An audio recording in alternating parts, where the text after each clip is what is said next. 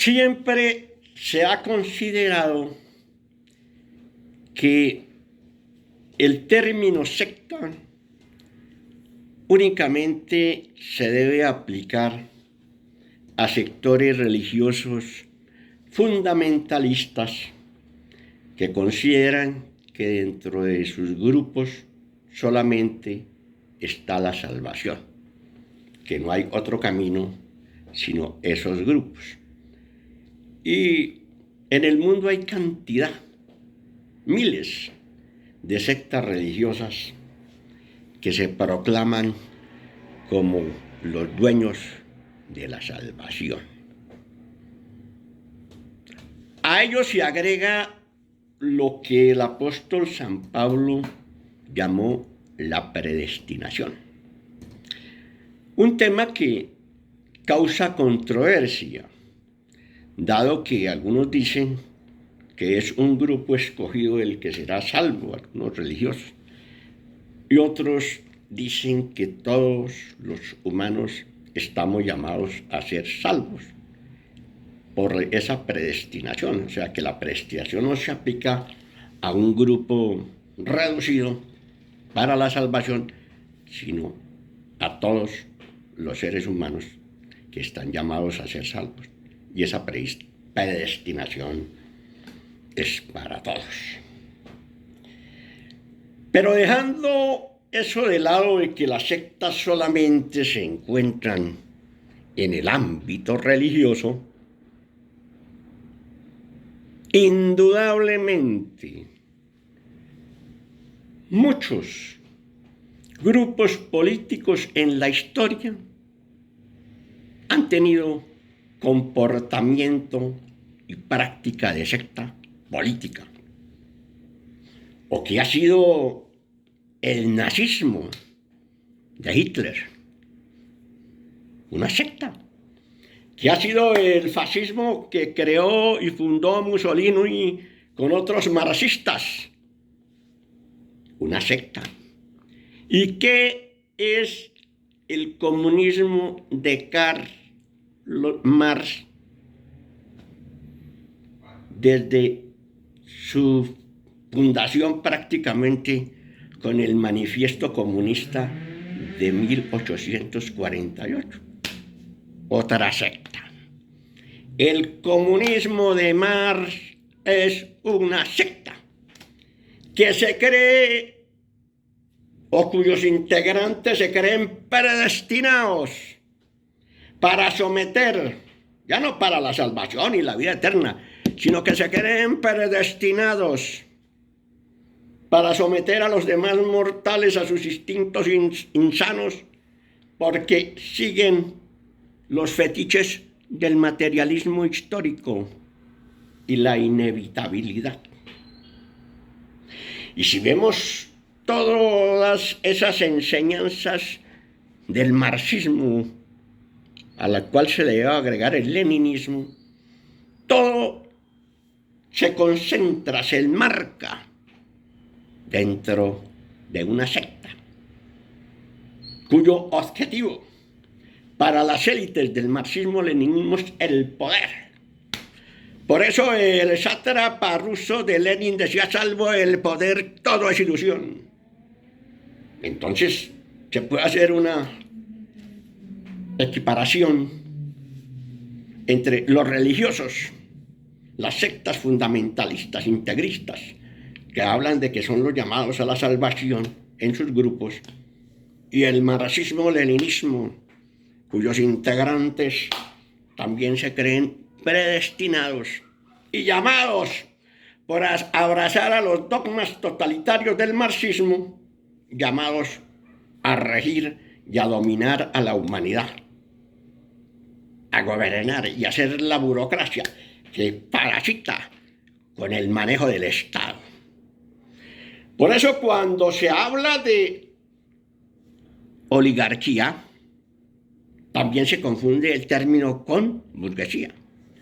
La oligarquía es la que parasita con el manejo del Estado, la que busca enriquecerse y dominar al Estado en provecho propio. Y por eso hasta el mismo Mao Zedong decía que existía o que existe un capitalismo burocrático. Precisamente ahí es donde se centra la oligarquía. Y esa oligarquía no es solamente que de pronto se da en la democracia liberal o unas dictaduras oprobiosas de diferente calado. No, la oligarquía principalmente también se da en los regímenes de las dictaduras comunistas, lo que se conoce como las nomenclaturas. Así es de que la oligarquía no tiene color político. La oligarquía son los burócratas que se apropian del Estado y lo desangran, estén en el espectro político que sea, donde los comunistas con sus aliados han creado también esas nomenclaturas que son nuevas oligarquías.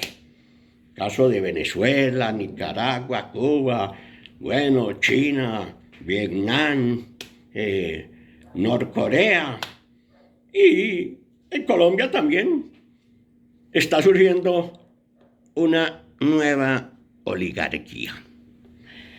Así es de que cuando se habla de secta, de predestinación, no solamente tenemos que plantear el ámbito religioso con todos sus movimientos, sino principalmente porque le ha hecho demasiado daño a la humanidad, tenemos que plantear al marxismo o comunismo del señor Karl Marx como una secta. Y para el caso colombiano, el pacto histórico en el gobierno creado por Gustavo Petro, la gran mayoría de sus partidos o movimientos abrazan esas entelequias marxistas. Eso es indiscutible. Así que en ese aspecto también existen los idiotas útiles que se dejan embaucar fácilmente de los dogmas del comunismo de más. Porque a veces no es que el principal líder comunista o gobierno o dirigentes del gobierno comunista o marxista, que usa diferentes motes, ya lo hemos dicho antes, y usurpan el término progresista o de izquierda. No se trata de las estupideces que eructen los dirigentes de la corriente marxista. El problema es que hay personas de las masas que creen esas estupideces y las siguen. Y bueno, ahora que se habla de los 3 años del gobierno de Gustavo Petro y los seguidores de la ideología la ideología del presidente echan campanas al vuelo, se envalentonan y dan vítores porque supuestamente se redujo la pobreza en estos 3 años del gobierno de Gustavo Petro.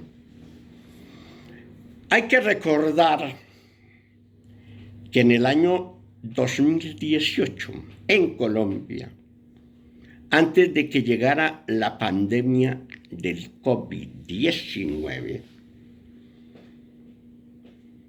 existía En Colombia,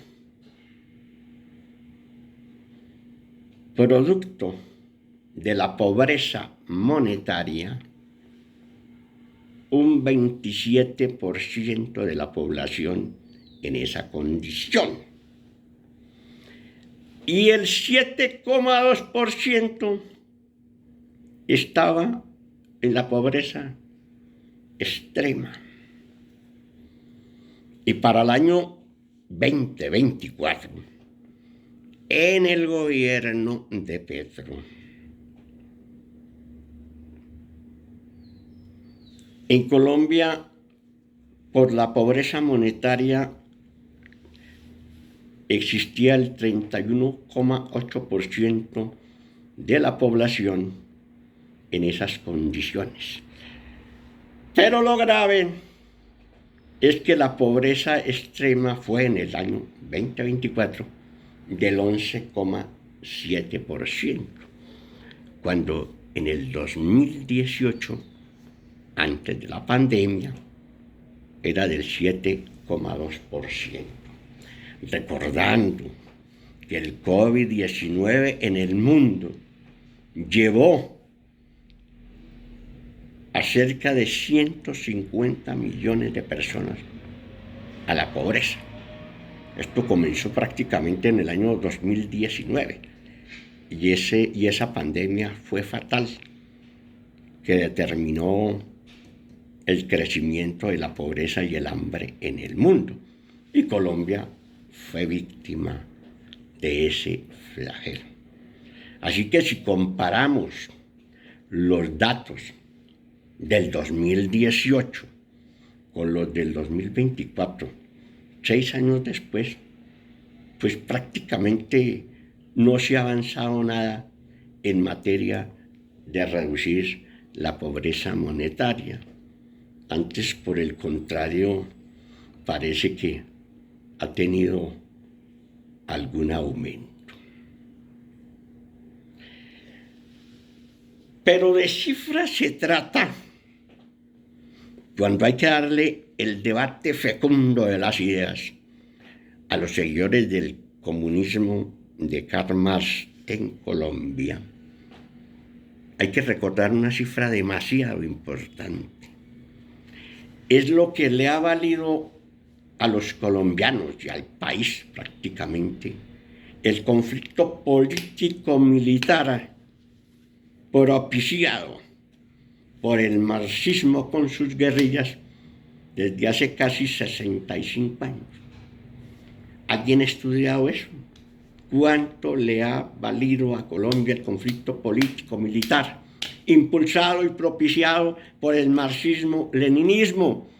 Y esto no solamente se dio en Colombia, porque es que pensamos que en Colombia fue donde aparecieron guerrillas hace 65 años. No. En América Latina, al amparo de Cuba, con el patrocinio de la Unión Soviética, surgieron 26 grupos guerrilleros en 13 países.